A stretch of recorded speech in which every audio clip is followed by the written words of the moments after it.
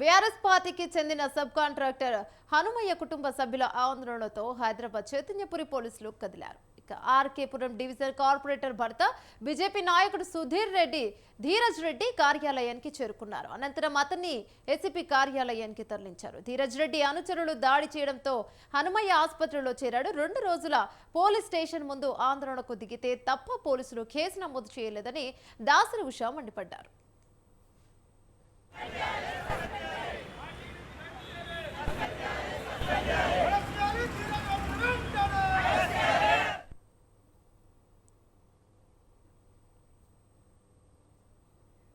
మరోవైపు తాము ఎవరిపై దాడి చేయలేదని ధీరజ్ రెడ్డి అంటున్నారు.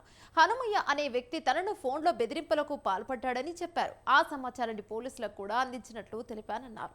చైతన్యపురి పోలీస్ స్టేషన్లో హనుమయ్య, ధీరజ్ రెడ్డిలు ఒకరిపై ఒకరు ఫిర్యాదు చేసుకున్నారని అడిషనల్ డీసీపీ కోటేశ్వరరావు తెలిపారు.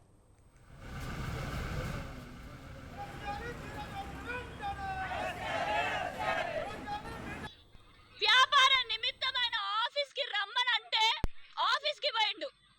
ఆఫీస్కి పోతే ఆయన పక్కన బందీగా ధీరజ్ రెడ్డి ప్లాన్ చేసి ఒక 20 మంది